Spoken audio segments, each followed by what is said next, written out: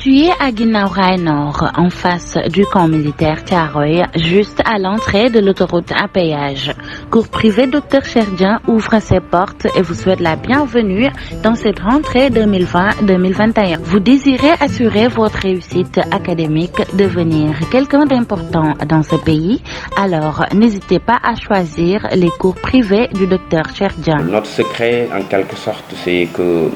d'abord, c'est au niveau de l'administration. Nous avons eu à privilégier tout simplement une administration horizontale et éviter le verticalisme. Et non sans savoir aussi que le seul baromètre ou le seul indicateur fiable, en quelque sorte pour une école privée, ce sont ses résultats. Et nous nous sommes donné corps et âme et nous avons eu à épuiser toutes les voies et moyens pour au moins satisfaire les parents d'élèves. Ça veut dire chaque année, nous assistons à des résultats vraiment qui montent au fur et à mesure. D'abord des 50%, des 75%, des 80%, et il y a une année que nous avons eu à faire 100%. Et cette année aussi, nous avons eu à faire de très bons résultats. Et tout ça est dû tout simplement à une bonne organisation. Également, je félicite de passage les professeurs, également l'administration. Les niveaux sont répartis comme suit: élémentaire, moyen et secondaire. Pour plus d'informations, veuillez nous contacter au 77 432 94 71 ou visiter notre site internet écolecherchdien@gmail.com. La réussite, c'est nous.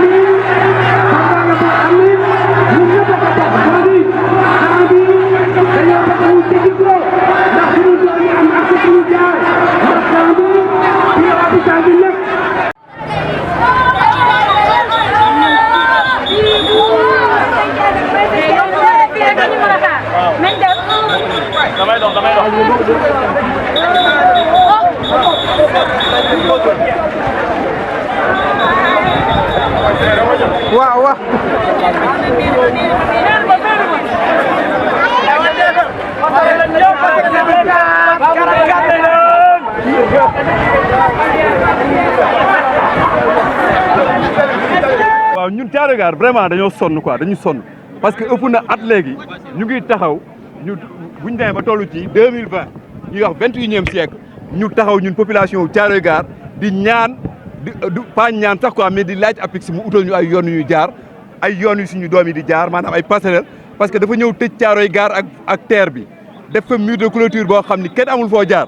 pour nga traverser benn coin jëm ci infrastructure yi école yi marché yi hôpital yi di nga def détour presque 2 kilomètres soit nga dem ba Guinaw Rail jaar ci pont boobu wala nga ñëw ba ci pont Yeumbeul Sud ñun Thiaroye Gare dañu mënta dund loolu c'est pas possible ñu dooleeku ci ni fan yi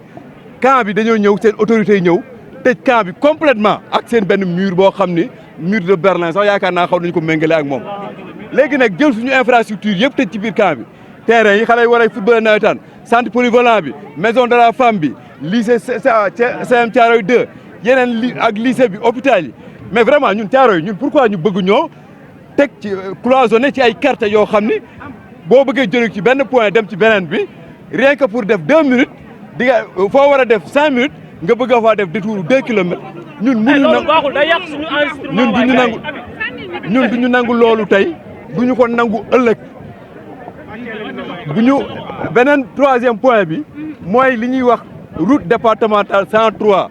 di tali boo xam ne moo jiitu ci Thiaroye Gare mooy tali départementale bi moo jaar ci quartier historique bi ñuy wax quartier Layène moo jaar ci marché Thiaroye Gare tali boobu moo doon desservir moo doon relier Thiaroye Gare Yeumbeul jëm ci route des Niayes bi tali boobu ëpp na 20 ans nit sax bu fay jaar da ngay am problème waxuma la oto wala saret tellement tali bi dafa dégradé chaque 2 ans yu nekk ñun ñuy financement bi taxaw na tali bi nañ ko defar naada gisuñu dara ñu nag Thiaroye Gare dañoo sonn boo gisee tey mobilisation bi ñëpp génn c'est parce que commerçant yi ñi dëkk ci dëkk bi homme politique yi leader d'association yi mag ak ndaw chef de village chef de quartier yi ñëpp conseils municipaux yi ñëpp ñoo ñu taxaw ñu ni dafa doy parce que daaw ba ren def nañu ping-pong ci autorité bu nekk on a vu le préfet on a vu le gouverneur on a vu le directeur général de l'APIX qui a pris des engagements très fermes engagement yu ferme nii dina def ñaari passerelle Thiaroye Gare daaw ba ren ñu koy xaar benn pied sax tegu ko fi pour wan ni ñu fii dina am passerelle. tey école bi tijji na xale yi war nañaa jàngi ak tout tànk yi pare ngeen ngir yóbbu seen doom yi ci conditions yi. muy njàqare bu ëpp barki démb ñu ngi waxtaan ak association parents d'élèves bi mais ñoom résolution yi ñu jël mooy année scolaire bii moom Thiaroye Gare boo matul école yi kenn du jàng parce que nit ñi mënuñu jël responsabilité di jël ay xale yu am ay 7 ans 10 ans di leen defloo ay tuuru 2 kilomètres ñuy wër ci ay pont pour dem di jàng ci ay école mënuñu loolu donc ñu jàpp ni bu ñu réglé wul problème mu camp bi ñu ubbi buntu yi nit ñi mën a dem ci école yi ci hôpital yi ci yeneen defal ñu ay passerelle c'est sûr que Thiaroye Gare moom ren moom jàngul fi am. beneen bi ci des mooy tey su fekkente ni autorité étatique yi ngeen war a waxal wax ngeen te defuñu ci benn jéego lan ngeen fas yéenee def. commencé nañu depuis mois bee passé ak beneen acte bu njëkk mooy def benn point de presse newoon nañ ci point de presse boobu loolu mooy acte bu jiitu bi li ci topp mooy acte bu ci ñëw mooy gën a metti ba ci teg tey marche bi lañ def gis ngeen mobilisation bi bàyyiwuñu benn recours bu ñu ah danañ ko bu jaree ñu dolli ko dañ ko dolli bu jaree ñu def lu weesu marche dañ ko def. maanaam chaque samedi bëgg ngeen def. chaque samedi incha allah dinañu dégg ba keroog ñuy régler suñu problème Macky Sall président de la République dañuy interpellé waat encore une fois lii problème mu état la état moom camp militaire bi état moo fi teg terre bi muy projet am état moo yilif population yi ay passerelle wax dëgg yàlla état du mu ne amul moyen def passerelle camp militaire bi bu fekkee dañ bëgg a tëj nañ ñu tëj sécuriser seen espace mais nañ ñu bàyyi suñu ay infrastructure yoo xam ni état wu Sénégal moo décidé def ko ci biir camp bi pour ñun ñu mën ciy jariñu. jigéen ñi nga xamante ni tey dañaa wan na lor war di dem ci hôpital bi dégg nañ dañuy am ay jafe-jafe ngir dem. jafe-jafe yu métti parce que il faut ñu def comme ni ma la ko waxee détour yu métti yooyu pour mën a dem ci hôpital bi ba pare li ci gën a graaw mooy bu guddee insécurité bi nga xam ne moo nekk ci dëkk bi mooy pont yi gis nga ko ni di nga dox ci kaw pont bi 400 500 mètres pour traverser rail bi amul lënd amul courant amul lampe amul dara donc muy insécurité boo xam ni bu lëndëm boo xam ni doomu Thiaroye yi ñu ngi koy dund te dafa doy na. mooy askan yi ngay wax noonu tey askanu Thiaroye Gare askanu Sicap Mbao askanu Djiddah Thiaroye Kaw yëmbal bi ñëpp carrément am beneen xar kanam boo xamante ni baaxul santul vraiment du dundinu coono la quoi dundin boo xamante ni gëbla la boo xamante ni métti na lool li fi nekkoon moo gënoon lii ndax état bi daf ñoo ne woon ne terre bi day ñoo changer visage de Thiaroye mais li ñu gis ni bi pa nooteel la vraiment xañ ñu suñu jàmm la woon xañ ñu suñu liberté nga xamante ni mobilité dem ak dikk bu yomb bi tey loolu lañ ñu xañ ko xale yi nga xamante ni ñoom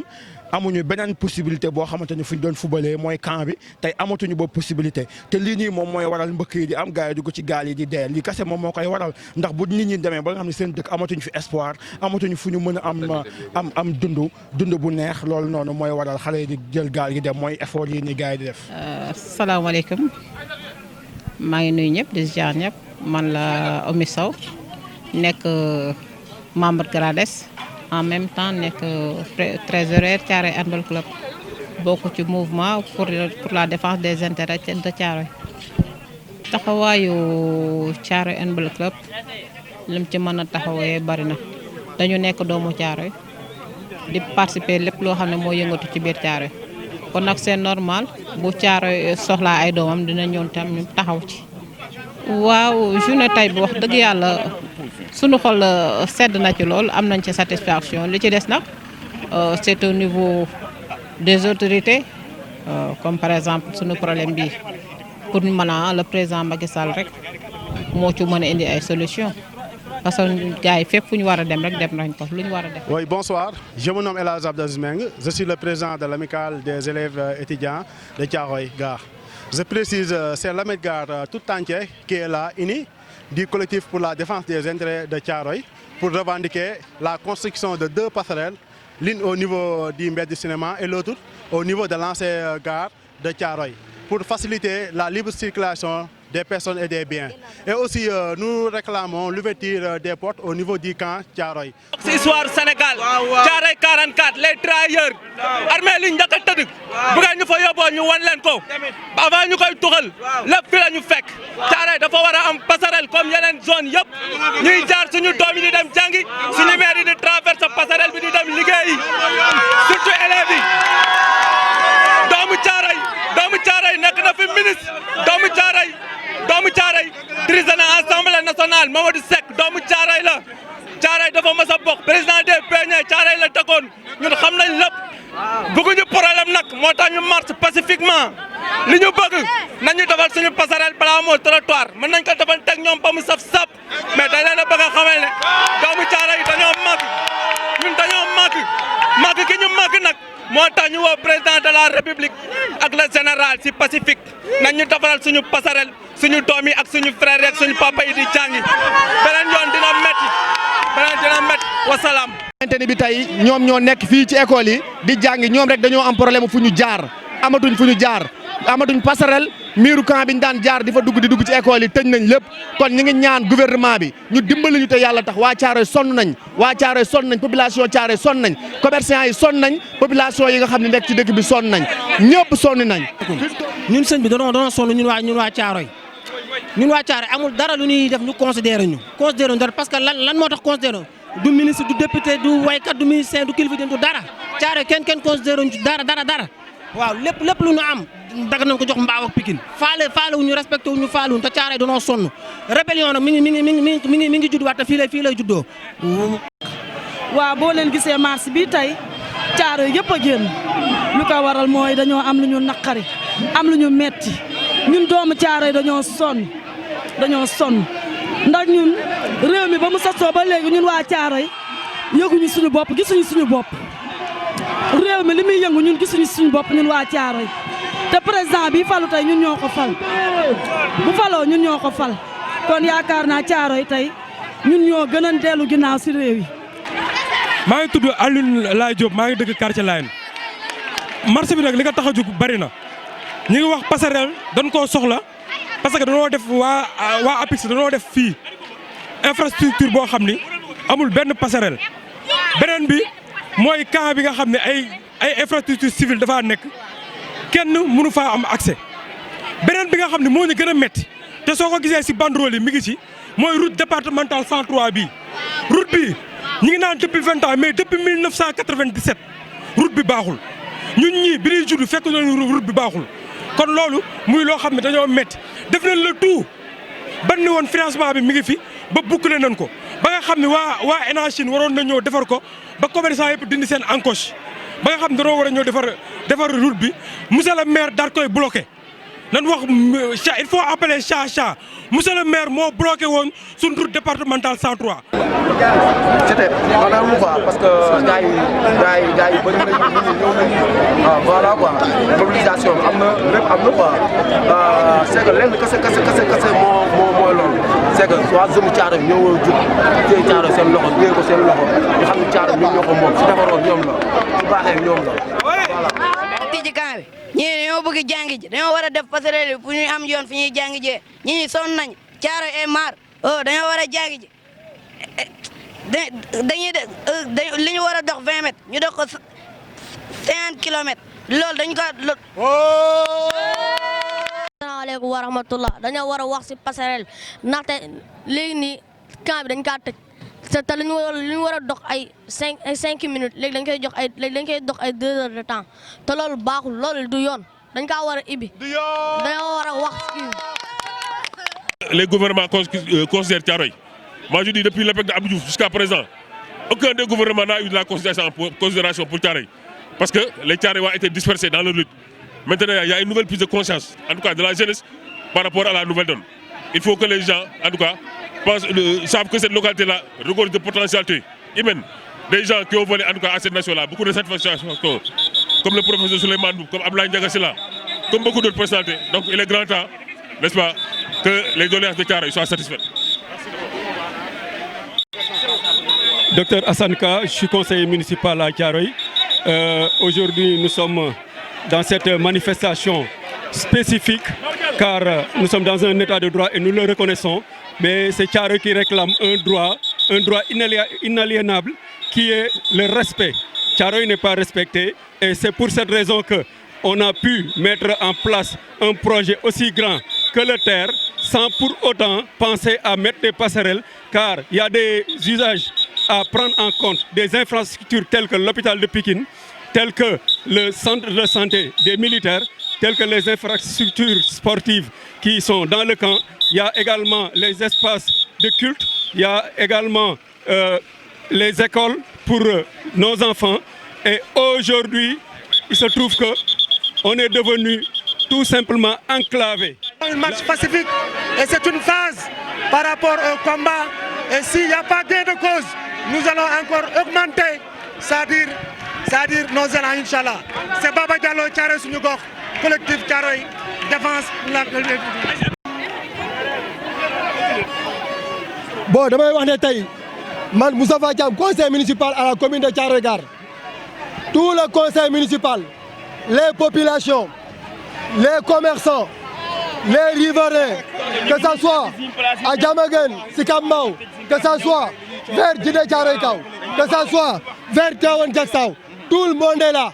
En ce moment, Thiaroye Gare est enclavé. Pourquoi cet enclavement? On a fait un projet du TER qui n'a pas pu tenir en compte,